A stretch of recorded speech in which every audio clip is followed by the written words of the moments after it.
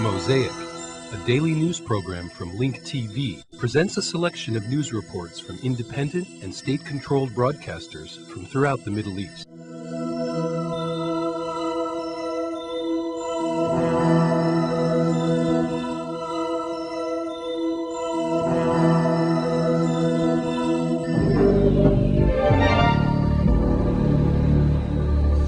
أهلا بكم لهذه النشرة الإخبارية من قناة أبو ظبي. Welcome to the news from Abu Dhabi television. The British Prime Minister Tony Blair described the 4 bombings today as serious, saying that they aim to scare people. Blair added that he cannot minimize incidences such as this. The 4 explosions targeted 3 train stations and a bus, wounding 4 people. The chief of police in London said that they are examining the chemical materials at the site of these explosions. The British capital of London has been subjected to a new attack on its metro and bus system. However, this time the intensity of the attack and the results are different. Prime Minister Tony Blair quickly held a joint press conference with his Australian counterpart, John Howard, describing it as serious and aimed at frightening and scaring people, confirming that they are continuing to search for the truth and continuing the war on terrorism. من أهمية أحداث من هذا النوع لأنها كانت من دون شك خطيرة في الأماكن الأربعة التي وقعت. We know why these things are done. They're done to scare people and to frighten them, to make them anxious and worried.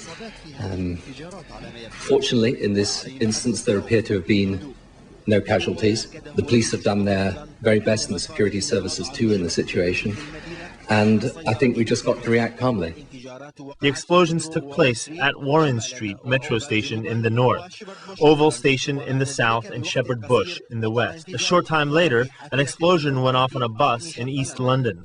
Casualty numbers appear to be very low in the explosions. The bombs appear to be smaller than on the last occasion.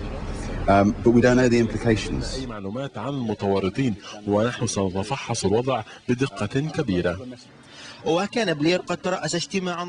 Blair headed an emergency meeting with the Higher Security Council, which calls itself COBRA, along with the heads of police, security, and intelligence, as well as the Interior and Foreign Secretaries, in order to monitor these new incidents. They will follow up with the latest developments and examine the evidence that was acquired through monitoring telephone conversations of pursued subjects, which the intelligence agencies refrained from doing until now. The incident comes exactly 2 weeks after 4 suicide bombings in London, which were followed by statements by the government about the measures that will be taken to combat terrorism. Only 4 metro stations were stopped from working as a result of these new explosions, at a time when the British capital is healing from its wounds and living in a state of mourning over the victims of the July 7th incidents. In the aftermath of the London bombing attacks, British Prime Minister Tony Blair met with Muslim leaders to discuss ways of dealing with Muslim extremism.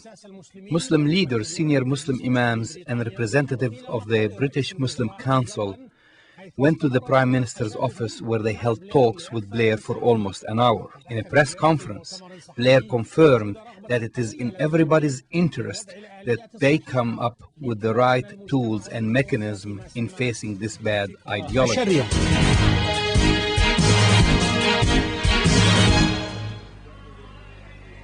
Representatives of the British Muslim community who came to the office of the Prime Minister to negotiate with Tony Blair will also meet with leaders of both Conservative and Liberal Democratic parties, Michael Howard and Charles Kennedy, respectively. What was asked from those Muslim leaders are more than just the condemnation of the London bombing attacks.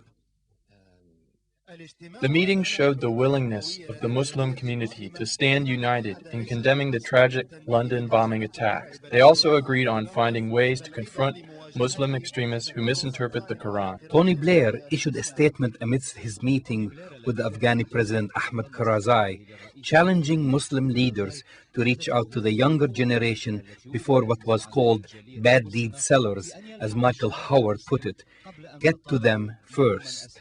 The primary responsibility for Muslim leaders is to convince young Muslims that there is a better way to voice their beliefs than resorting to terrorism. Whatever their feelings might be toward a certain problem, we still live in a democratic society. Within our society, there are democratic ways to voice one's viewpoints and influence the general public. The leaders of the Muslim community now has a huge responsibility in the short run. It begins by monitoring Muslim institutions such as mosques and religious schools. They also need to get rid of current administrators and officials of these institutions. The British government will take a number of actions to counter terrorism, such as freezing all assets and bank accounts of institutions that are suspected of laundering money for illegitimate reasons. We strongly condemn the London suicide bombings. In the presence of 3,000 people, 250 Muslim scholars had met and unanimously issued a fatwa or a statement denouncing the suicide. According to the fatwa, it is taboo and prohibited by religion for one to kill himself. I believe the statements of fatwa is irrelevant.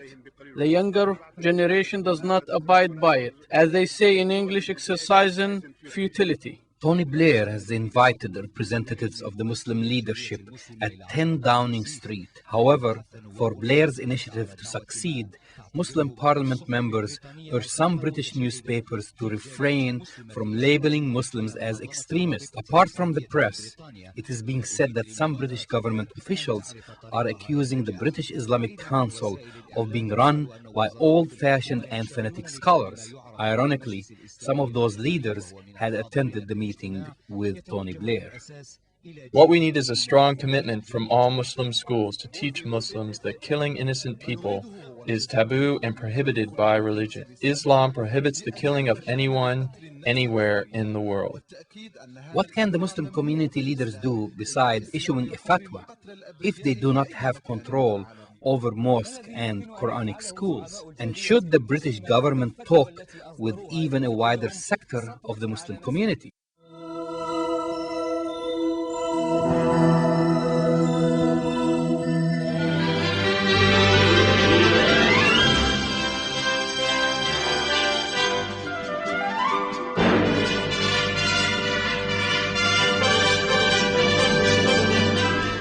Algeria's top envoy to Iraq, another diplomat and their driver were abducted today in a western Baghdad neighborhood.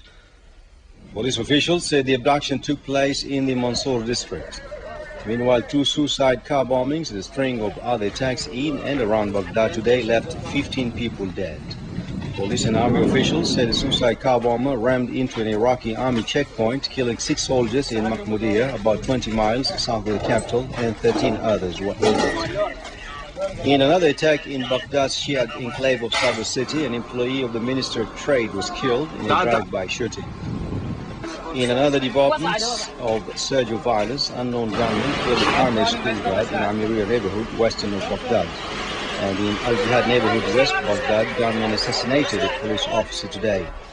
While in another attack, insurgents blew up last night an oil pipeline northern of Beji near Mkhul district, 230 kilometers north of Baghdad.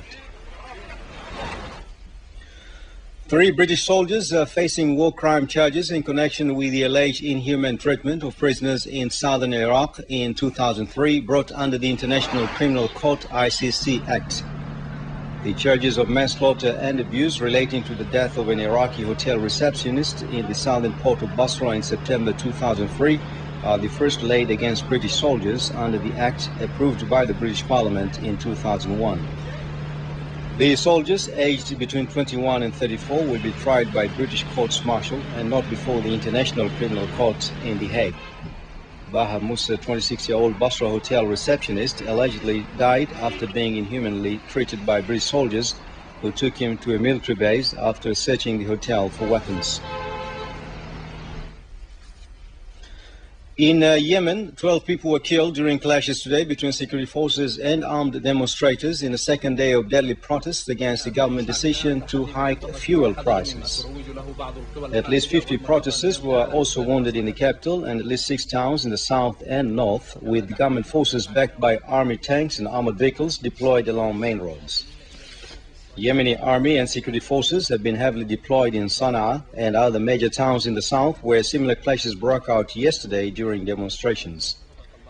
Tanks and armored vehicles took up positions on main crossroads in the capital and other towns as patrols roamed main streets.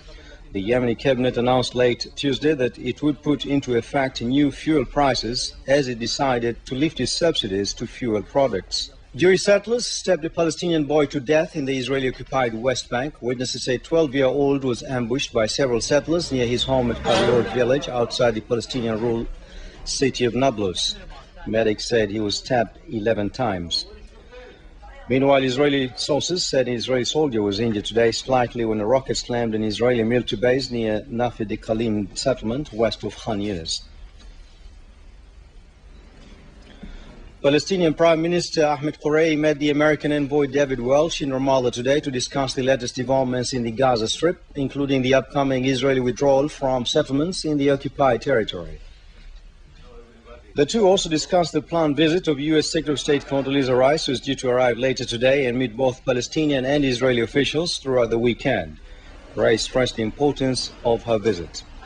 Meanwhile, Khouray said in a statement given to media men in Ramallah, the tension between the Palestinian Authority and Hamas movement was over. He added that problems were over following yesterday's good efforts. He described the events in Gaza as sad, adding that Israel wanted to create confusion and start infighting among Palestinians.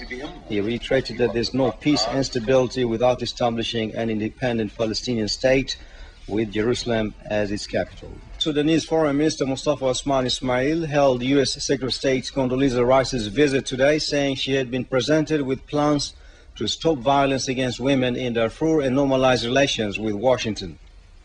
Ismail told reporters after Rice met with President Omar al-Bashir that the government believes that the U.S. Secretary of State's visit is a positive sign towards improving relations between the two countries. He said Rice had suggested ways to end violence in the Darfur area and asked that the government exert its utmost and ensure security, stability, and stop the crisis in that region. Rice, who arrived in Khartoum early today, also met with former Southern rebel and now First Vice President John Garang while in Khartoum. She led a travel to Darfur.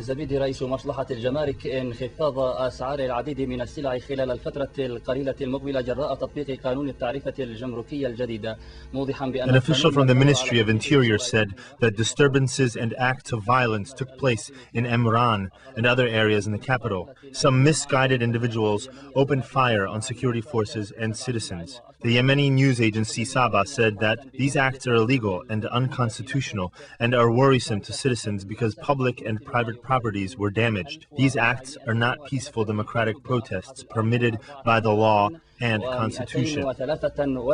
بندا بزيادة تقدر بنحو 69% من إجمالي بنود التعرفة، لافتا إلى أن التعرفة الجديدة ركزت على المواد الأساسية والتي جاءت ما بين الإعفاء. The Interior Ministry added that the acts of sabotage caused human and material losses, which was reflected in the number of innocent citizens and security men that were killed and injured, in addition to the destruction and burning of some public and private institutions and commercial places. Some of the individuals that carried out the sabotage and theft were arrested, and they will be tried according to the law.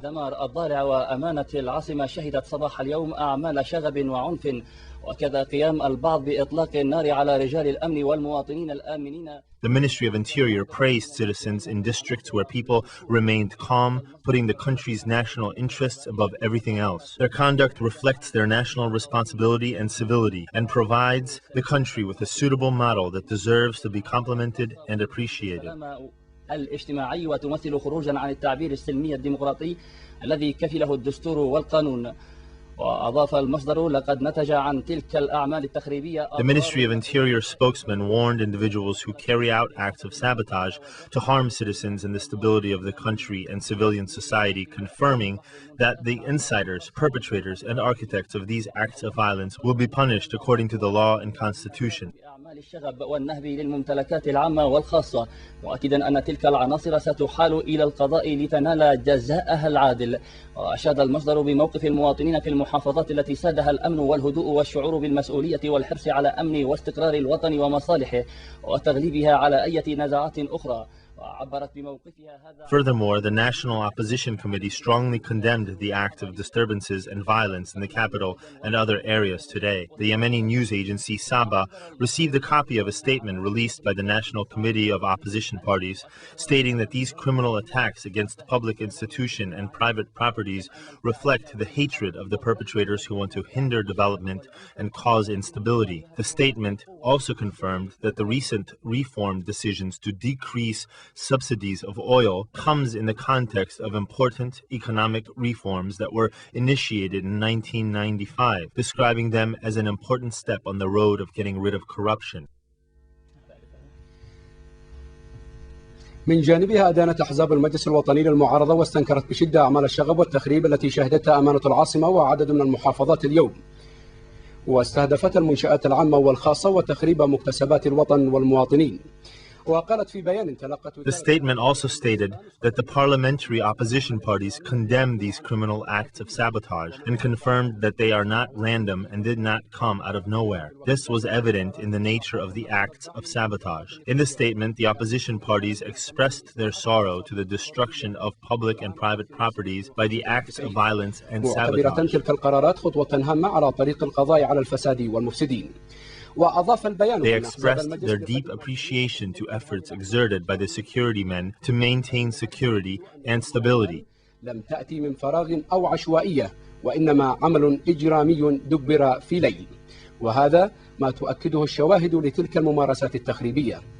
وعبرت أحزاب المجلس الوطني للمعارضة عن أسفها للخراب الذي أصاب الممتلكات. The National Committee of Opposition Parties demanded of the government to quickly apprehend the perpetrators of these criminal acts and punish them according to the law. It is worth mentioning that the National Opposition Committee includes the Nazarite Democratic Party, the National Democratic Front, Social National Party, the Popular Liberation Party, the Yemeni Coalition, the National Unity Party, and the Democratic Union of Popular Forces.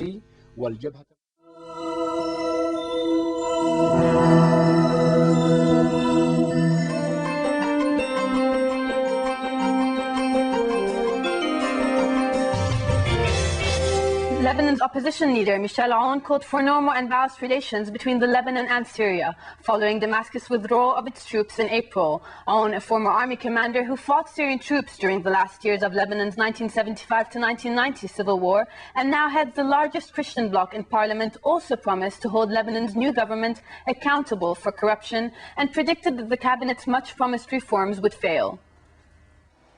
In an interview with Reuters, MP-elect Michel Aoun, a longtime critic of Syria, said Wednesday that Syria is a neighboring country with whom Lebanon must have a normal and balanced relationship with, saying both countries have vital interests.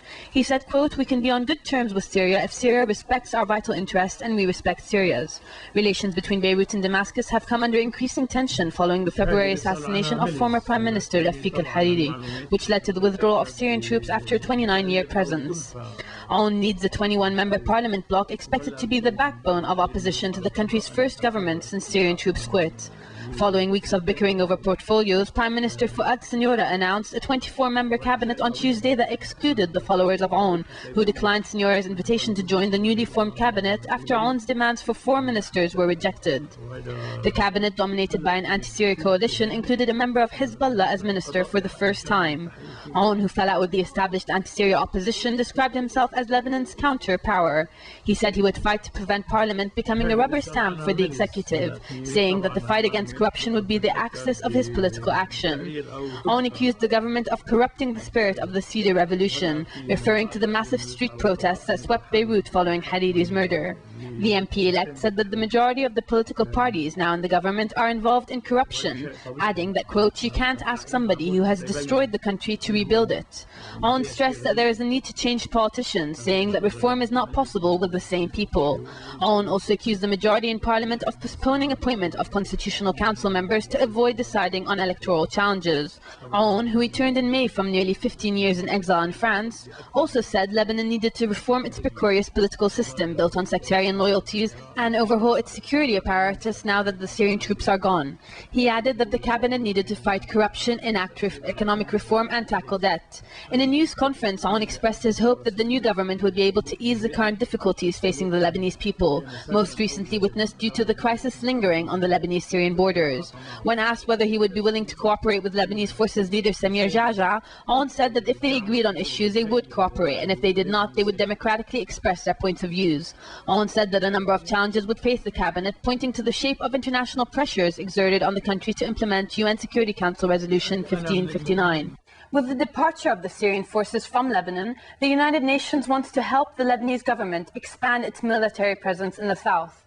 UN General Secretary Kofi Annan said his special envoy, Terry Rode-Larsen, will discuss with the government the next steps in preparing for an expansion of its authority in the south, and the support the United Nations can provide to achieve this. In a report to the UN Security Council, UN Secretary General Kofi Annan and the 15-Nation Council have been pressing the Lebanese government to extend its authority across the south, since Israel pulled out of the region in May 2000, ending 2 decades of occupation. Since the Israeli withdrawal, Hezbollah has dominated the area, but Hezbollah this week entered into the Lebanese government, the first formed since Syria pulled the last of its troops out of Lebanon in late April. Syria dominated Lebanon politically for 3 decades before withdrawing its soldiers in line with the September 2004 Security Council resolution. A UN verification team is still studying whether Syria left behind any intelligence agents. Annan's special envoy Terry Rode-Larsen said in Brussels this week that Syria's troop withdrawal had opened new opportunities and Hezbollah should now join Lebanon's army. Rode-Larsen said that it might look a bit odd if Hezbollah remained a militia after becoming part of the government. Rode-Larsen said he hoped, quote, that an internal dialogue in Lebanon will smoothly lead to the leadership of Hezbollah themselves, drawing the conclusion that it's high time this militia is molded into the Lebanese army and thereby into the government apparatus. Annan's report recommended the Council renew for 6 more months the mandate of the peacekeeping mission in Lebanon, known as the UN Interim Forum in Lebanon, or UNIFIL. The force that has 2,000 UN soldiers has been in the country since 1978 and is stationed in the south. Its current mandate expires at the end of the month. Annan said that while southern Lebanon had experienced relative calm at a time the rest of the country was in turmoil, the situation in the south nonetheless, quote, remains volatile and fragile with the potential for deterioration of conditions. He also said that in the past 6 months, Israeli and Hezbollah troops have occasionally exchanged gunfire across the border. Israeli aircraft frequently violated Lebanese airspace and a Hezbollah drone once violated Israeli airspace. Tensions rose between Lebanon and Syria after Damascus claimed to have discovered weapons at the border and demanded compensation for anti-Syrian violence. Fueling a growing dispute over trade, Syria's Al-Ba'as newspaper reported that authorities were to step up border inspections after weapons and people were discovered crossing the border illegally. Hundreds of trucks have clogged the main Lebanon-Syria border in recent days after Damascus reinforced security controls and said it was modernizing the border crossings. Some Lebanese believe the moves are a reaction to the departure of Syrian troops from its smaller neighbor in April after a near 30-year presence. The Ba'ath Party newspaper rejected such claims as a pretext to increase international pressure on Damascus. Meanwhile, the official Syrian daily As-Sawra said Damascus was to demand compensation for Syrian workers targeted in Lebanon following the February assassination of ex-premier Rafiq al-Hariri. The Syrian Labour and Social Affairs Minister said that Syria was waiting for the formation of a new Lebanese government to begin negotiations over compensation to Syrian workers who were attacked, as U.S. Secretary of State Condoleezza Rice was to begin a trip designed to boost the withdrawal. Police said around 300 hardline opponents of the pullout were arrested overnight as they tried to break into the territory at the tail end of a mass protest close to the border, which saw thousands of demonstrators involved in a standoff with some 15,000 troops and police. Opponents of Prime Minister Ariel Sharon's disengagement plan have caused major disruption with their protests over the past few weeks, blockading the country's main roads on a number of occasions. Wary of seeing the country paralyzed by an escalating protest, a source source close to Sharon said the whole operation could be brought forward from its scheduled August 17th start date. Deputy Prime Minister Ehud Olmert, Sharon's closest cabinet ally, said he was in favor of the pullout being brought forward and told the Israeli public radio that from a legal point of view, it is possible to begin the pullout from July 22nd. The pullout is expected to top the agenda at talks on Friday between Sharon and Rice at the Israeli Premier's ranch in the southern Negev desert.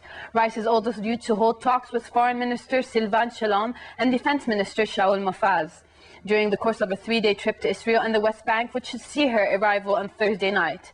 Rice is expected to meet with Palestinian leader Mahmoud Abbas at his headquarters in the West Bank city of Ramallah on Saturday. The Simon Wiesenthal Center, a leading Jewish lobby group, accused France Telecom of helping Al-Manar Television, the mouthpiece of the Lebanese Shiite group Hezbollah, to broadcast in Asia and Latin America. The center, known primarily for its Nazi hunting activities, said in a statement that France Telecom, by continuing to condone the activities of Globecast and its contractors, would be complicit and accountable for any attacks committed against Jews in Latin America or Asia. The Wiesenthal Center sent a formal letter of complaint about France's Telecom's activities to French Prime Minister Dominique de Villepin. Last year, France's highest administrative court, the Council of State, ordered satellite company Eutelsat to stop Al-Manar broadcasts in the European Union, saying the channel had violated laws against inciting racial hatred following the broadcast of a statement in November 2004 by a speaker accusing Israel of disseminating AIDS in the Arab world.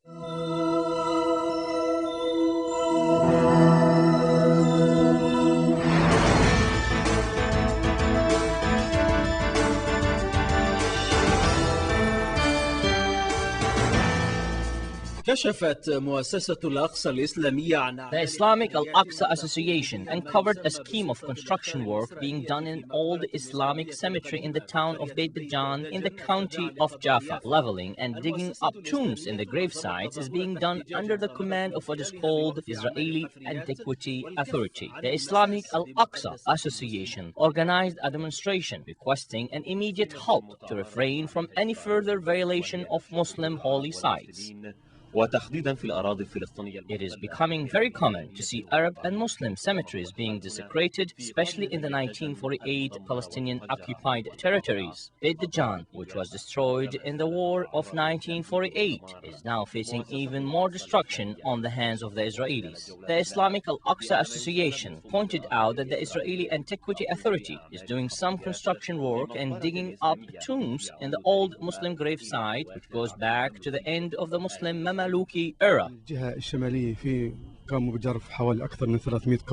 the northern part, the Israelis dug up over 300 tombs. On some of these grave sites, they had built roughly 10 residential high-rise buildings. To my right, as you can see, lots of the tombs have been destroyed and dug up. To protect the Muslim holy sites from Israeli destruction, the Islamic Association in the 1948 Palestinian territories organized a demonstration that started from Hassan Beg Mosque in Jaffa and ended at the Mameluki Cemetery in Beit Dajan. The Islamic movement held Friday prayers in the cemetery to show that the Arab and Muslim heritage still exists despite the occupation attempts to bury it. What the Israeli occupation is doing is prohibited by religion. We are fighting for rights that are legitimately ours. We are fighting for a good cause, which is to preserve and spare the Islamic cemetery from any further destruction. We have documents which prove that Muslims have a title of ownership to the cemetery.